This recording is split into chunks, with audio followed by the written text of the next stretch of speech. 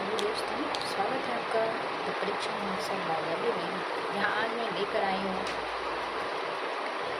Bihar board कक्षा 6 के राजनीतिक शास्त्र को, जिसका अध्याय है वन और शीर्षक है विविधता की समझ। आइए बिना किसी देरी के शुरू करते हैं।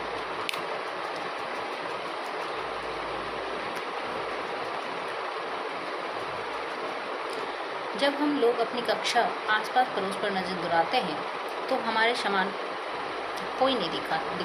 आखिर हम लोग एक समान क्यों नहीं दिखते?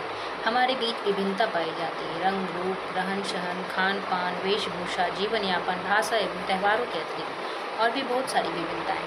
कक्षा में बैठे हुए विद्यार्थी के रंग रूप, वेशभूषा, शारीरिक आकार आदि में जो भिन्नताएं दिखती है वह आपकी कक्षा को विविधता प्रदान करती है। ठीक है। मित्रता।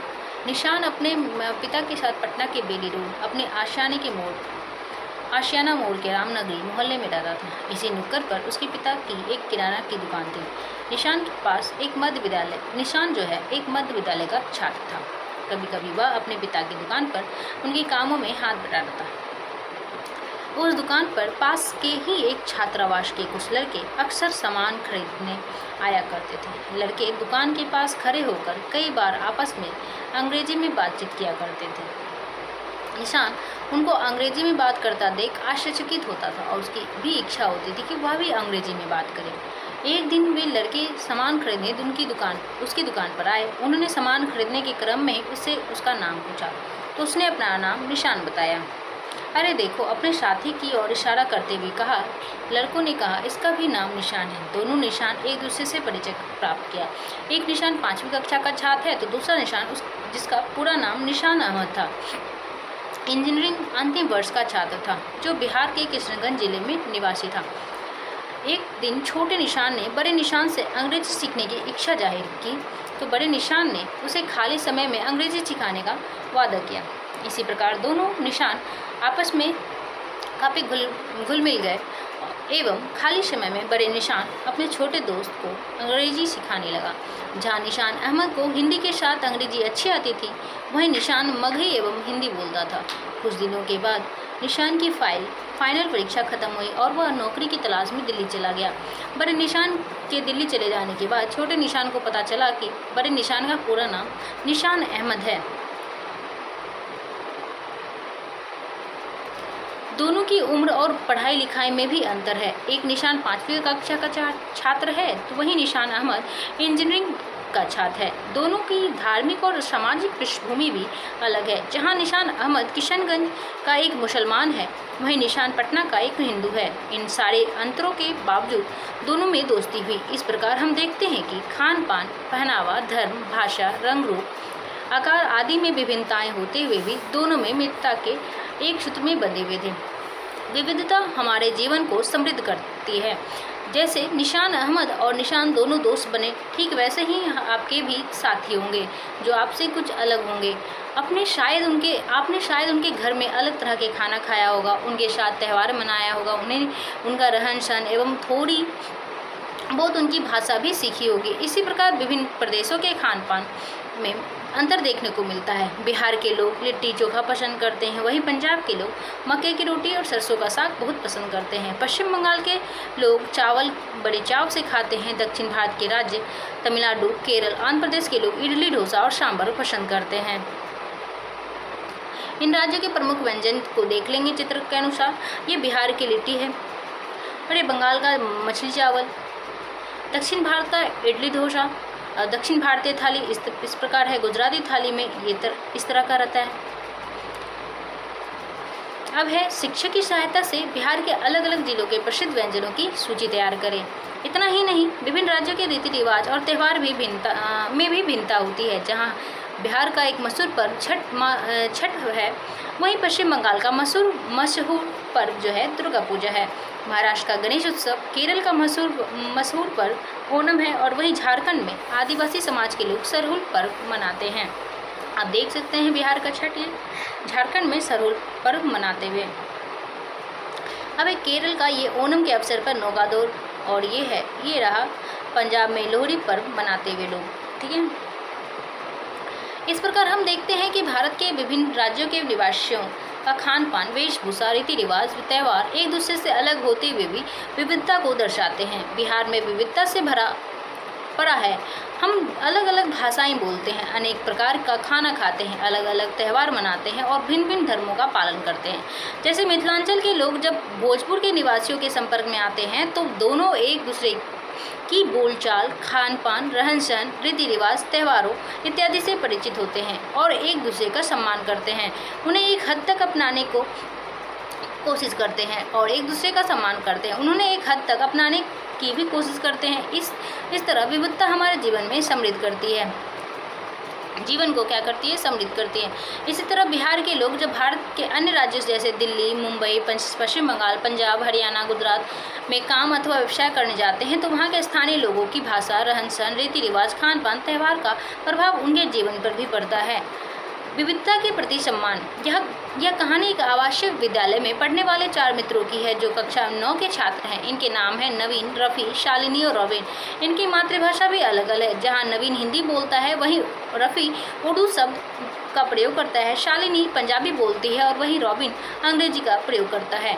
सबकी भाषा अलग अलग होने के बावजूद सभी अच्छी हिंदी बोल सकते हैं और आपस में अच्छे मित्र भी हैं।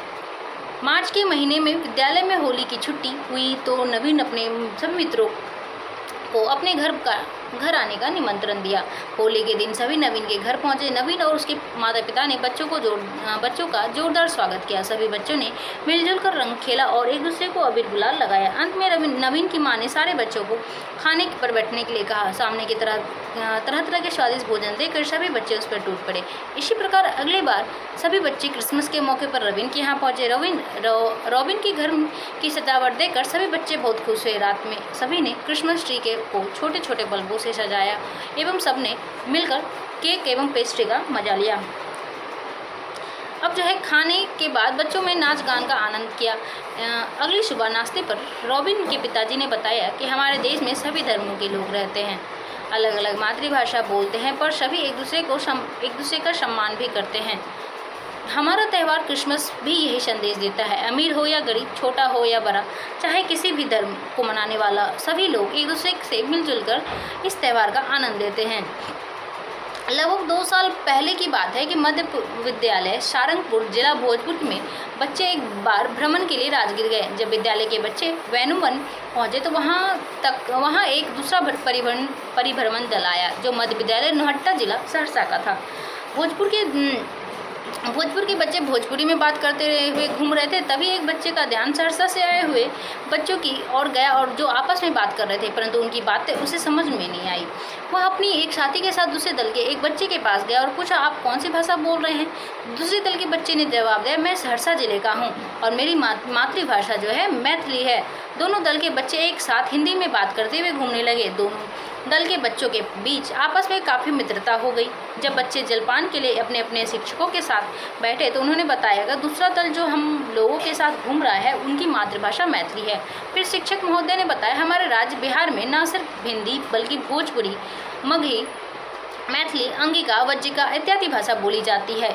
आपको यह जानकर आश्चर्य होगा कि पूरे भारत में 1652 से अधिक भाषाएं बोली जाती है।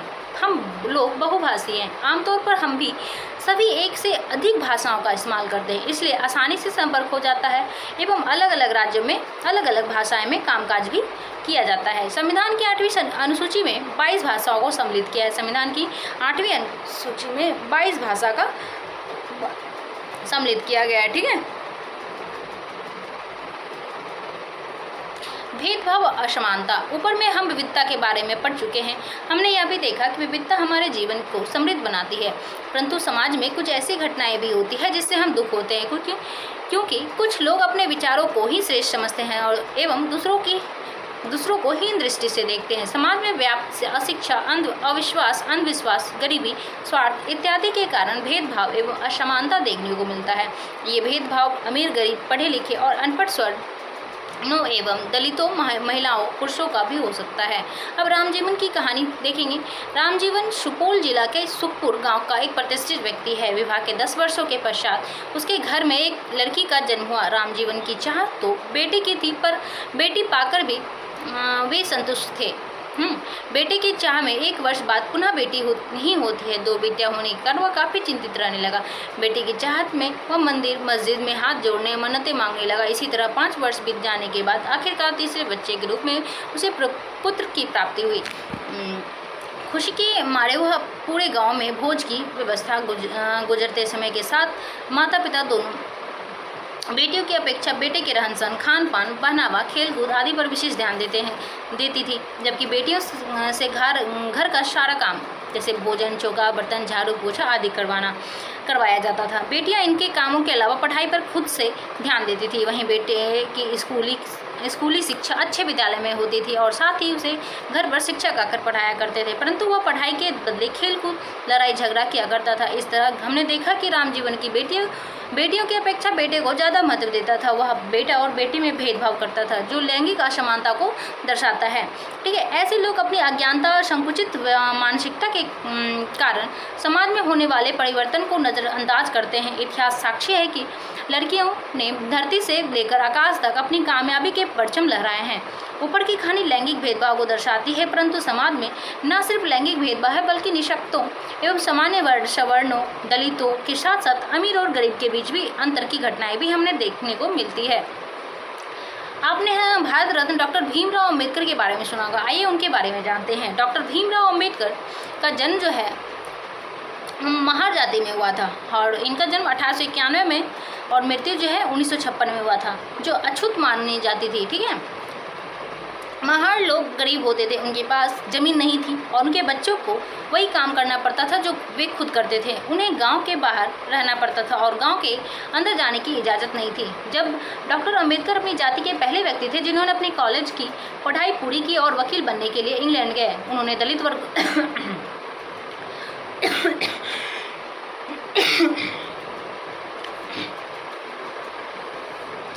दलित वर्गों के लोगों को अपने बच्चों को स्कूल कॉलेज भेजने के लिए प्रोत्साहित किया और अलग अलग तरह की सरकारी नौकरी करने को कहा ताकि वे जाति व्यवस्था से बाहर निकल पाएं। दलितों के मंदिर में प्रवेश के लिए कई प्रयास किए जा रहे थे, उनका अम्बेडकर ने नेतृत्व किया। उनका मानना था कि दलितों को जाति प्रथा के खिलाफ अवश्य लड़ना चाहिए और ऐसा समाज बनाने के लिए प्रयास करना चाहिए जिससे सबकी इज्जत हो। लंबे समय तक दलित लोगों को शिक्षा, स्वास्थ्य, धार्मिक क्रियाकलापों से वंचित रखा गया, यहाँ तक कि उन्हें सार्वजनिक मंदिरों में घुसने तक नहीं दिया जाता था। महात्मा गांधी, डॉक्टर अंबेडकर, ज्योतिबा फुले आदि महापुरुषों ने जोर देकर कहा कि यह प्रथा अमानवीय है। ठीक है, न्याय तभी प्राप्त हो सकता है जब लोगों के साथ बराबरी का व्यवहार हो। स्वतंत्र भारत में एक लोकतांत्रिक समाज की कल्पना की गई है जो संविधान की प्रस्तावना में स्पष्ट दिखता है। आइए हम संविधान की प्रस्तावना को देखते हैं।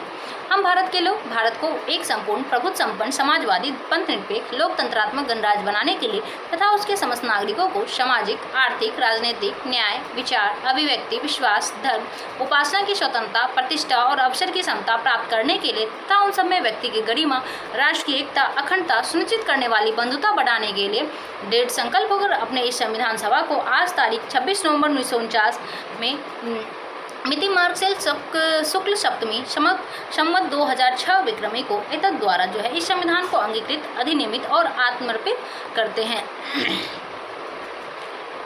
ठीक है, अब यहाँ पे हमारा ये चैप्टर खत्म होता है। यहाँ से अभ्यास प्रश्न है, किस आधार पर आप कह सकते हैं कि रामजीवन अपनी बेटा और बेटियों के बीच भेदभाव करता था? किस आधार पर?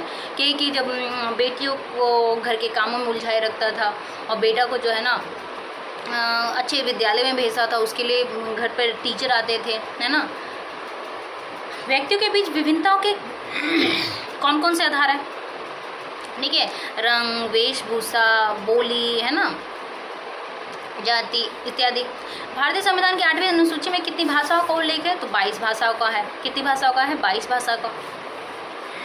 ठीक है, इसी तरह आप सब सारे प्रश्नों को कर सकते हैं। धन्यवाद।